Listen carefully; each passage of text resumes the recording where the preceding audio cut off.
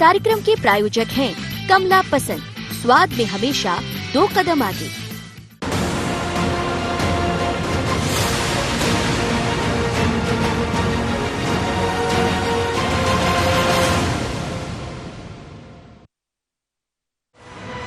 मध्य प्रदेश में 24 सीटों पर उपचुनाव और उपचुनाव के लिए बीजेपी कांग्रेस की अपनी अपनी तैयारी। बीजेपी ने जहां एक और वर्चुअल रैली के जरिए चुनावी बिगुल फूंक दिया, तो मोर्चे पर खुद मुख्यमंत्री शिवराज हैं। कांग्रेस की ओर से कमलनाथ और अन्य दिग्गज प्लान बनाने में लगे हुए हैं। राज्य की जिन 24 सीटों पर उपचुनाव होने हैं, उनमें 16 सीटें ग्वालियर चंबल संभाग की हैं। रणनीति एक दूसरे को घेरने के साथ ही तैयारी दोनों दलों की 24 सीटों पर वचन और संकल्प पत्र लाने की है। 24 सीटों पर दांवपेच सियासी होंगे तो बात विकास की भी। मुद्दा 15 साल बनाम 15 महीने का होगा। ऐसे में चुनाव से पहले एक बार फिर चंबल एक्सप्रेसवे सुर्खियों में आ गया है। सीएम शिवराज ने घोषणा की कि जल्द ही चंबल एक्सप्रेसवे का काम शुरू किया जाएगा। नाम दिया चंबल प्रोग्रेस वे। शिवराज ने इस मुद्दे पर पूर्ववर्ती कमलनाथ सरकार को भी घेरा और कहा कि फैसला एक्सप्रेसवे बनाने का लिया था, लेकिन कांग्रेस सरकार ने इसे ठंडे बस्ते में डाल दिया। चंबल संभाग के संपूर्ण विकास के लिए चंबल एक्सप्रेस वे नहीं, चंबल प्रोग्रेस वे बना के दिया जाएगा। दोनों तरफ की जमीन विकसित की जाएगी। यहाँ इंडस्ट्री उद्योग लगाने के लिए उद्योगपतियों को आमंत्रित किया जाएगा। यहाँ टाउनशिप विकसित की जाएगी और मुझे पूरा विश्वास है आने वाले समय में चंबल क्षेत्रों को, नौजवानों को रोजगार देने का एक नया माध्यम बनेगा चंबल प्रोग्रेस वे। अब सीएम शिवराज भले ही विकास की बात करें, उद्योग लगाने की बात करें, युवाओं को रोजगार देने की बात करें, लेकिन इससे कांग्रेस इत्तेफाक नहीं रखती। चंबल एक्सप्रेस वे की जो योजना है, ये कमलनाथ सरकार के प्रयासों से हुई है और फरवरी 2020 में स्वीकृत हो चुकी है। इसमें शिवराज सिंह जी उसे चाहे प्रोग्रेस वे कहें और ये नाम बदलकर जो है योजनाओं के का श्रेय चोरी करने की कोशिश है और इसमें कुछ भी नहीं है। अभी इसके टेंडर भी नहीं हुए कि उन्होंने जो है इसका श्रेय भी लेना शुरू कर दिया और झूठ सच की बातें करनी शुरू कर दी।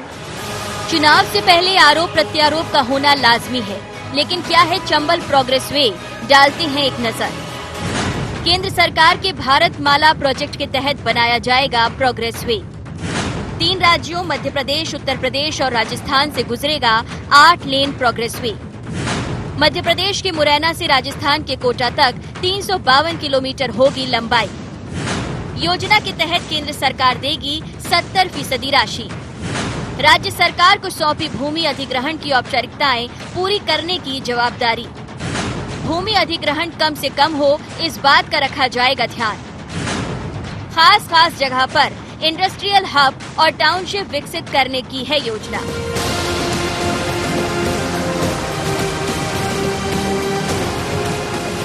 अब माहौल चुनावी हो और बात विकास की ना हो, भला ऐसा कैसे हो सकता है? अब प्रदेश की सत्ता में बने रहने के लिए भाजपा को एक सीट अहम है, तो सत्ता में वापसी की राह कांग्रेस खोज रही है। अब जीत के लिए भाजपा ने अपना दांव चल दिया है। इस पर कांग्रेस का क्या रुख होगा, ये भविष्य बताएगा। लेकिन देखना होगा कि ग्वालियर चंबल संभाग की 16 सीटों पर चंबल प्रोग्रेस वे भाजपा को उपचुनाव में कितनी प्रोग्रेस दिलाता है। Bureau report, ING 24।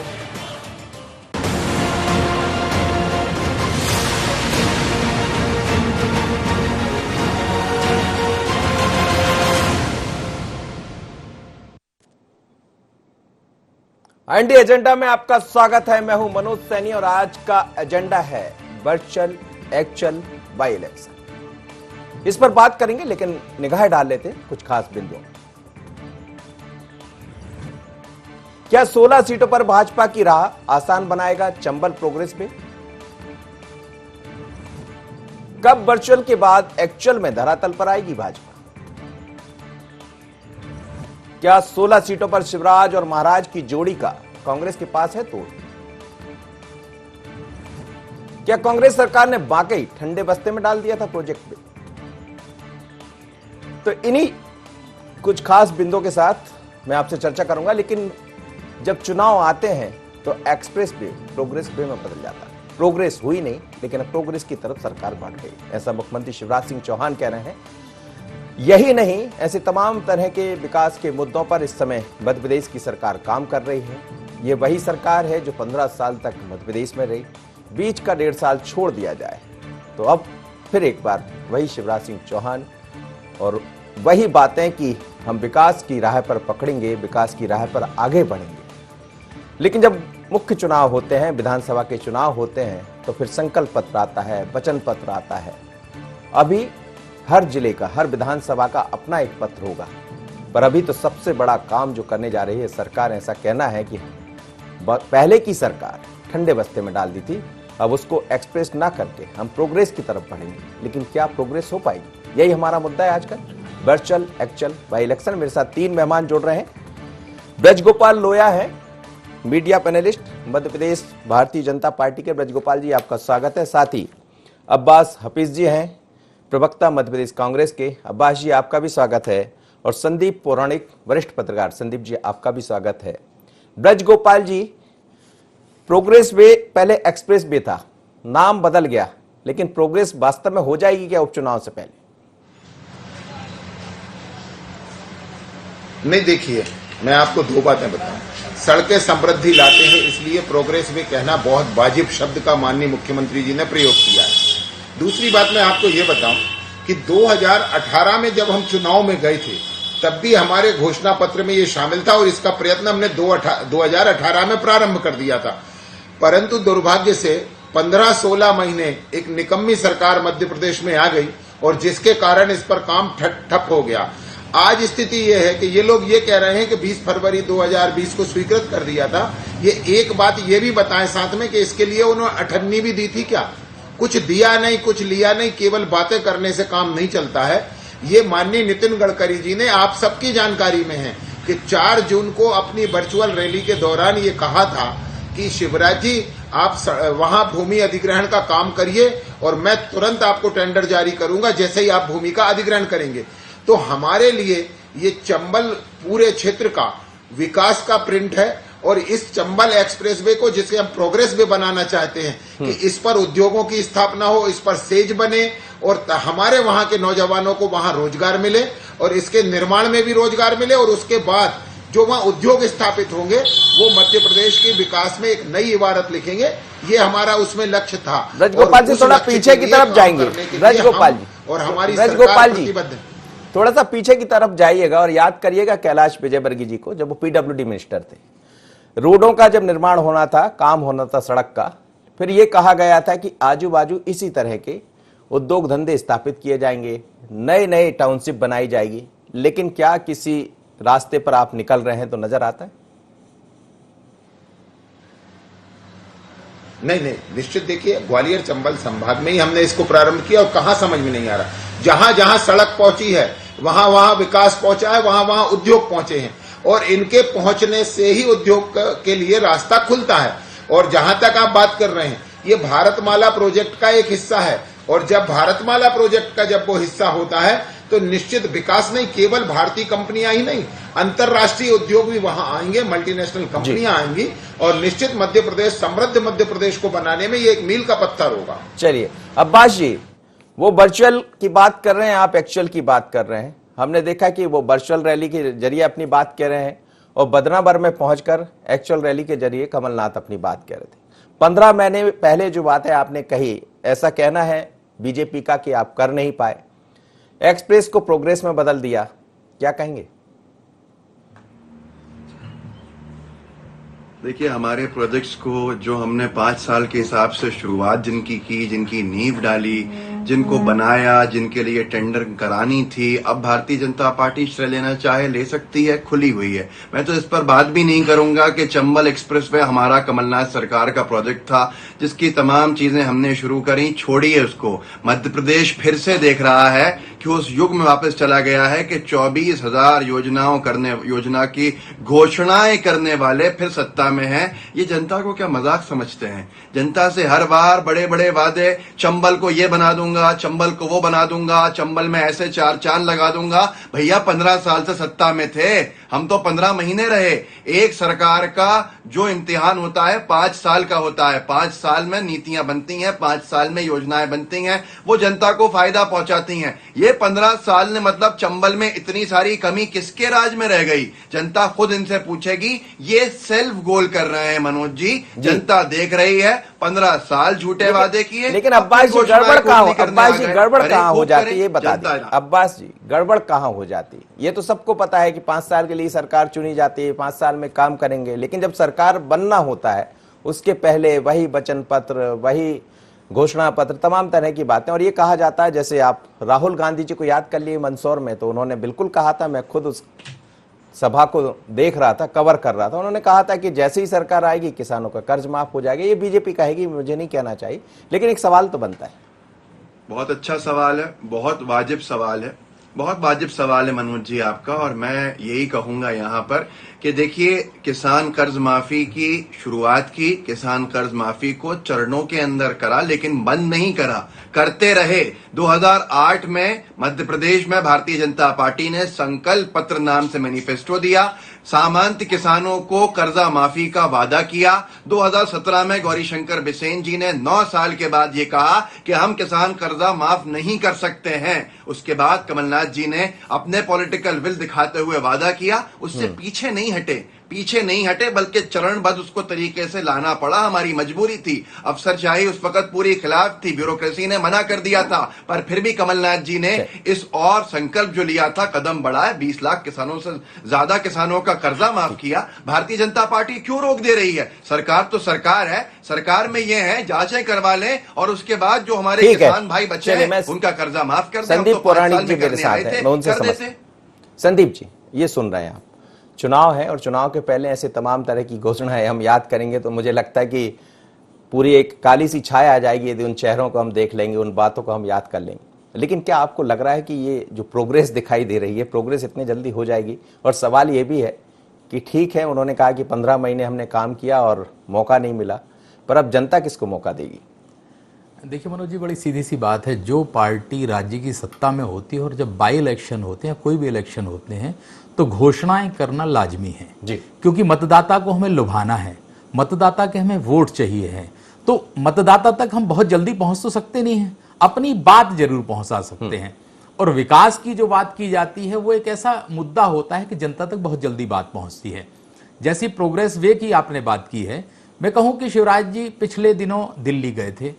दिल्ली में उन्होंने कई नेताओं से मुलाकात की। सिर्फ प्रोग्रेस वे की बात नहीं, उन्होंने सैनिक स्कूल खोलने की भी बात की ग्वालियर चंबल इलाके में। सवाल ये उठता है कि प्रदेश सिर्फ ग्वालियर चंबल नहीं है, लेकिन चुनाव है, राजनीतिक दल है और सरकार है। तो सरकार हो या राजनीतिक दल हो, उसके लिए तो वो इलाका महत्वपूर्ण होता है जहां चुनाव होने वाले हैं। क्या वर्तमान की सरकार ग्वालियर चंबल की तरह मालवा, महाकौशल, बुंदेलखंड, इस पर भी ध्यान दे रही है क्या? सीधा सा आशय इसका यह है, जो प्रोग्रेस वे की बात हो रही है, सैनिक स्कूल की बात हो रही है, विकास की बात हो रही है, उसके पीछे बड़ा कारण है कि वहां 16 सीटों पर चुनाव है और चुनाव में एक मुद्दा बनाना है। विकास एक ऐसा मुद्दा है जिसपे 10 साल बाद विकास होता है, 20 साल बाद विकास होता है, 10 महीने में विकास होता है। इसका कोई पैमाना नहीं है, कोई समय अवधि नहीं है कि विकास कितने दिन में हो गया। तो एक ऐसा मुद्दा रहता है कि जनता को इसमें भरमाया जा सकता है, लुभाया जा सकता है, और भाजपा उस लाइन पर चल रही है तो कोई गलती भी नहीं है कि राजनीतिक दलों का काम तो राजनीति करना है और जनता को लुभाना है। चलिए ठीक है, मैं यही सवाल, चलिए एक समझना पड़ेगा। खैर, यह एक छोटा सा ब्रेक लूंगा, ब्रेक के बाद जब लौटेंगे तो इस चर्चा को आगे बढ़ाएंगे और समझेंगे कि क्या वास्तव में सरकार प्रोग्रेस करेगी या 16 सीटों पर नजर है। एक छोटा सा ब्रेक के बाद फिर लौटते हैं।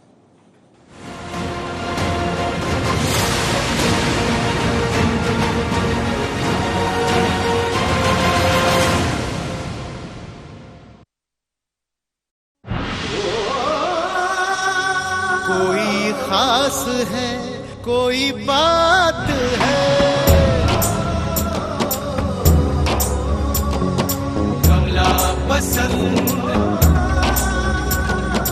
जीते दुनिया, हर बाजी जीते, हर अदा में शाही अंदाज है। कमला पसंद पान मसाला, शाही स्वाद, शाही अंदाज, स्वाद में हमेशा 2 कदम आगे। छोटा सहयोग, बड़ा उपयोग। कोविड-19 से लड़ाई में मुख्यमंत्री सहायता कोष में करे सहयोग।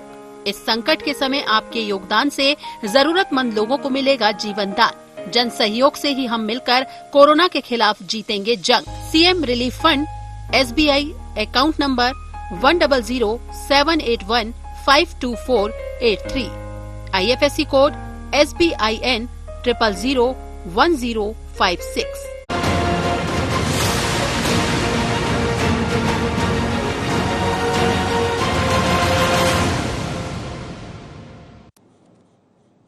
वर्चुअल एक्चुअल बाय इलेक्शन में आपका एक बार फिर स्वागत है। मेरे साथ 3 मेहमान जुड़े हैं। वापस चलूंगा मैं ब्रजगोपाल लोहिया जी की तरफ। ब्रजगोपाल जी, संदीप पुराणी जी का जो सवाल है उसी सवाल को लेकर आपसे कि क्या आपको ये दिखाई दे रहा है कि सिर्फ जहां इलेक्शन होना है, जहां चुनाव होना है, वहीं प्रोग्रेस होगी, बाकी जगह नहीं होगी, और फिर वर्चुअल और एक्चुअल में बहुत फर्क है? नहीं, तीनों बातें आपसे करूं। पहली बात तो ये है कि जहां चुनाव नहीं है, क्या हमारे लिए वो मध्य प्रदेश के नागरिक महत्वपूर्ण नहीं है? हमारे लिए मध्य प्रदेश के 7.5 करोड़ नागरिक उतने ही महत्वपूर्ण हैं। चुनाव पर फोकस करना ये कांग्रेस का काम है। क्या हमने मध्य प्रदेश में अगर गेहूं का उपार्जन किया, अगर हमने चने का उपार्जन किया तो केवल चुनाव की जगह किया? नहीं, हमने सभी पूरे मध्य प्रदेश में किया। वो हमारे लिए महत्वपूर्ण नहीं है। परंतु अभी हमारे साथी प्रवक्ता कह रहे थे कांग्रेस के कि चंबल का विकास, आप सोचिए कि ये दिग्विजय सिंह जी की सरकार तक स्थितियां क्या थी। कांग्रेस के ही एक विधायक जी ने सिले हुए वस्त्र पहनने बंद कर दिए थे कि जब तक चंबल डाकू मुक्त नहीं होगा मैं सिले कपड़े नहीं पहनूंगा। और यदि आज चंबल दस्यु समस्या से मुक्त है तो भारतीय जनता पार्टी के 15 वर्षों का कार्यकाल है।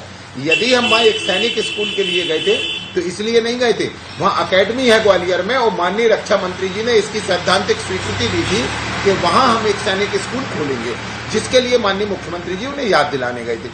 सवाल इस बात का नहीं है। सवाल महत्वपूर्ण यह है कि हमारी भावना क्या है, इस मध्य प्रदेश के लिए क्या है। आज माननीय मुख्यमंत्री जी ने यह भी कहा है कि आपने जिन किसानों पर 2 लाख से अधिक का कर्जा था उनको माफ करने का प्रावधान क्यों नहीं किया। आपने वचन पत्र में जो कर्ज माफी का सीरियल आपने तय किया था उसके अनुसार आपने काम क्यों नहीं किया। दरअसल आपने काम कुछ नहीं किया, केवल 15 महीने का आप रोना रो रहे हैं। आपने कन्यादान योजना की बच्चियों के शादी के पैसे नहीं दिए। आपने मध्य प्रदेश के एक भी बेरोजगार को बेरोजगारी भत्ता नहीं दिया। आज आप ये कह रहे हैं 15 महीने कम थे, तो ये सरकार गिरी क्यों? क्योंकि माननीय सिंधिया जी ने जब आपको याद दिलाया कि हमारे लिए ये जो वचन पत्र है ये हमारा ग्रंथ है और अगर इसका पालन नहीं किया तो मैं सड़क पर उतरूंगा। और नतीजा क्या हुआ? दंभ और अहंकार से मदमस्त मुख्यमंत्री ने ये कहा कि अगर उनको सड़क पर आना है तो वे सड़क पर आ जाएं, और नतीजा आज सबके सामने है कि वे तो सड़क पर नहीं आए मगर सरकार सड़क पर आ गई। स्थितियां अभी, लेकिन सिंधिया जी को थोड़ा पत्र के नाम दें, ब्रजगोपाल जी नाम दें, घोषणा पत्र। ब्रजगोपाल जी, सिंधिया जी को थोड़ा सा याद कर लीजिए, स्थितियां अभी भी बेहतर नहीं है। आप 7 दिन में मंत्रिमंडल का विस्तार नहीं कर पाए। विस्तार तो होगा, विभाग नहीं दे पाए। नहीं, देखिए मैंने आपसे क्या कहा, माननीय मुख्यमंत्री जी ने स्वयं कहा है सभी विभागों के प्रति मैं उत्तरदायी हूं। और दूसरी बात, मंत्रिमंडल का गठन, मंत्रिमंडल का विस्तार, किसको क्या काम देना है ये माननीय मुख्यमंत्री जी का विशेष अधिकार है और ये उन्हें करने का पर्याप्त अवसर और समय मिलना चाहिए। जिन लोगों ने नवयुवकों को, राजकुमारों यही तो कांग्रेस में बनाने के चक्कर में जल्दी मंत्रिमंडल बना लिया था और जल्दी विभाग दे दिए थे। नतीजा क्या रहा उसका? नहीं, हमने सबसे चर्चा की, हमने सबसे संवाद किया, केंद्रीय नेतृत्व से अपनी राय ली, प्रदेश के नेतृत्व से राय ली। माननीय शिवराज जी, एक सबको साथ लेकर चलने वाली सरकार है। हमारे यहाँ कोई दंभपूर्ण काम नहीं है कि एक लाख कैसा सबका साथ सबका विकास, हमने मध्य प्रदेश सबका साथ सबका विकास आपका मूल मंत्र है। अब्बास जी, 15 महीने वर्सेस 15 साल, और वही बात लेकर भारतीय जनता पार्टी मैदान में। प्रोग्रेस भी अपनी जगह है, लेकिन बात बहुत सारी निकलेंगी।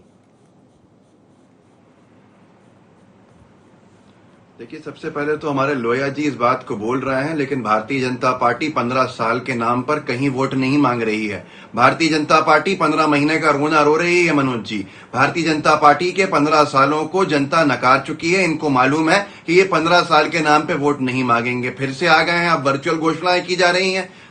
जनता त्राहिमाम की स्थिति में है। इनके घोषणाओं से पेट भर जाएगा जनता का। जो कांग्रेस ने 15 महीने में निर्णय लिए थे उसको अपना बता के बताया जा रहा है। इससे ज्यादा दुर्भाग्यपूर्ण स्थिति क्या होगी। अभी बात कर रहे हैं हम चंबल के एक्सप्रेसवे की, चंबल के पता नहीं कौन कौन सा वे जिसका नाम रख दिया है। अब यहां पर हमारे लोया जी फिर ले आते हैं कि सरकार ऐसे गिर गई, सरकार सड़कों पर आके गिर गई। सिंधिया जी सड़कों पे नहीं, सिंधिया जी अपने घर से भाजपा कार्यालय में पहुंच गए और भाजपा कार्यालय से दोबारा अपने घर में पहुंच गए। और अब वही सिंधिया जी मंत्रिमंडल नहीं बनने दे रहे हैं। पूरा मध्य प्रदेश त्राहिमाम में फिर से है। संवैधानिक संकट की स्थिति बन गई है इनकी अंतरकला से, इनकी गुटबाजी से। सिंधिया जी की जो गुटबाजी थी वो पूरी भाजपा में समायोजित हो गई है और अब यहां पर 8 दिन से संवैधानिक संकट बना हुआ है। 100 दिन के बाद मंत्रिमंडल बनाया, विभाग देने में असफल रहे। आज भी मध्य प्रदेश के मुख्यमंत्री हर चीज के मंत्री हैं, स्कूल शिक्षा मंत्री कोई नहीं, वाणिज्य मंत्री कोई नहीं, कोई। लेकिन वो तो कह रहे हैं कि विकास के मुद्दों पर हम 15 साल तक रहे और विकास के मुद्दे पर ही आगे जा रहे हैं।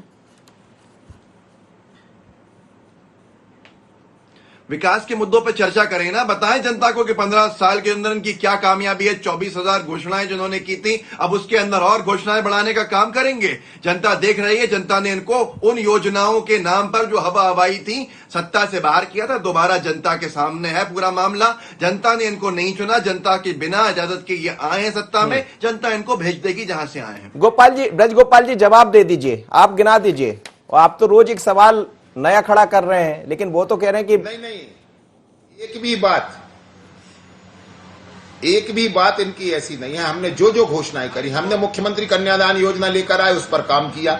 हमने लाडली लक्ष्मी योजना लेकर आए, हमने उस पर काम किया। और मध्य प्रदेश सवाल है जिसके जवाब इनके पास देश में उदाहरण के तौर पर देखा जाता है। सवाल करती है, आप देखिए, सवाल करती है। हमने बच्चों को प्रोत्साहित करने के लिए लैपटॉप दिया। मध्य प्रदेश पहला राज्य था जिसमें हम संबल योजना लेकर आए। हम अंतिम संस्कार, जन्म से लेकर अंतिम संस्कार तक की व्यवस्था करने वाली सरकार थे। कांग्रेस ने 15 महीने में वो संबल भी जनता से छीन लिया। और आने वाले 24 जो उपचुनाव हैं, इसमें कांग्रेस को अपने ये पाप दिखाई देंगे और जनता इन्हें आईना दिखाने वाली है कि आपने 15 महीने हमारे साथ जो छल किया। पाप और पुण्य को तो छोड़ दीजिए, ये चुनाव है, इसमें क्या पाप और पुण्य देखेंगे, क्योंकि जनता तो सब समझती है। संदीप जी, 15 साल वर्सेस 15 महीने की बात भी कर रही है सरकार। देखिए मनोज जी, की हिसाब तो राजनीतिक दलों को जनता के बीच जाके देना पड़ता है जी। वो हिसाब किस तरह से देते हैं? हर राजनीतिक दल अपनी सुविधा के अनुसार उसमें से चीजें निकाल लेता है और जनता के सामने वही चीज कहता है जो उसके सकारात्मक या क्यों कहें कि पॉजिटिव होती है, उसके पक्ष में होती है। नकारात्मक बात कोई नहीं करेगा। कोई ये नहीं कहेगा कि हमारे राज्य में महिला अपराध बढ़े, कोई ये नहीं कहेगा कि हमारे काल में कर्ज बढ़ा, कोई ये नहीं कहेगा कि हमारे काल में किसानों ने आत्महत्या की। इन चर्चाओं की बात राजनीतिक दल स्वयं नहीं करेगा जो सत्ता में है, या जो सत्ता से बाहर हो गया वो भी नहीं बताएगा कि हमारे काल में ये गड़बड़ियां हुई। बिल्कुल, बस यही राजनीति है और सब चाहते हैं कि चुनाव जीतें। और चुनाव जीतने के लिए अच्छा कहते हैं ना कि खाजा और कड़वा थू कर जा, वही स्थिति राजनीतिक दलों की। और वो अच्छाइयां गिनाएंगे, कमियों की चर्चा वो अपनी नहीं करेंगे, दूसरे की कमियां जरूर गिनाएंगे। लेकिन ये चुनाव कुछ अलग है, क्योंकि उपचुनाव पहले मध्य प्रदेश में जिस तरह की स्थितियां हुई वो दिखाई नहीं दी। ये पहली दफा है कि 22 लोग टूटकर यहां आ गए, जुड़ गए हैं, और अब फिर वही स्थितियां अमूमन बीजेपी के अंदर भी देखी जा रही है। आप देखिए, हम बात दूसरे मुद्दे की कर रहे हैं, लेकिन कहीं ना कहीं मंत्रिमंडल बीच में आ ही जाता है। स्वाभाविक सी बात है। ये मध्य प्रदेश में पहली बार ऐसा हो रहा है कि 24 जगह एक साथ उपचुनाव हो रहे हैं। इसे आप विधानसभा का मिनी चुनाव कह सकते हैं। राजनीतिक दल है, बीजेपी है, ये चाह रही है कि वो ज्यादा से ज्यादा जगह जीत ले, और कांग्रेस ये चाह रही है कि वो बीजेपी को शिकस्त देकर सत्ता में लौट आए। जहां तक आपने मंत्रिमंडल वाली बात कही है, बिल्कुल सही है कि कहीं ना कहीं तो कुछ गड़बड़ है, तब तो विभाग नहीं बंट पा रहे। पहले मंत्री बनाने में देरी हुई, अब विभाग बांटने में देरी हो रही है। ठीक बात है, मुख्यमंत्री ये कह सकते हैं कि सारे विभाग हम में समाहित हैं। अगर ऐसा वाकई में है तो प्रदेशों को और देश के प्रधानमंत्री और मुख्यमंत्री के अलावा मंत्रियों की जरूरत क्यों है? यह भी बड़ा एक सवाल है। बिल्कुल ठीक आप कह रहे हैं, और इसी सवाल के साथ आप तीनों का बहुत बहुत धन्यवाद, आप मेरे साथ जुड़े। लेकिन मध्य प्रदेश में अब उपचुनाव की आहट है, और इस आहट के बीच में दोनों पार्टियां कोई वर्चुअल के जरिए, कोई एक्चुअल रूप से ये दिखाना चाह रहे हैं कि विकास के मुद्दे पर हम आगे बढ़ेंगे। मौका दिया 15 साल का, विकास तो कर नहीं पाए, पर यह जरूर हुआ कि सरकार को उन्हीं के लोगों ने सड़क पर ला दिया। पर यह चुनाव है, और चुनाव में जनता सब समझती है, और ये जानती है कि कौन कितने वादे करता है, कौन घोषणा पत्र लाएगा, कौन वचन पत्र लाएगा। लेकिन अब जनता उसी को वोट करती है जो वास्तव में अपने वचनों को पूरा करे। देखेंगे, इंतजार रहेगा। अभी तो प्रोग्रेस वे की तरफ सरकार बढ़ने की बात कर रही है। आज इतना ही, मुझे दीजिए इजाजत, बने रहिए IND24।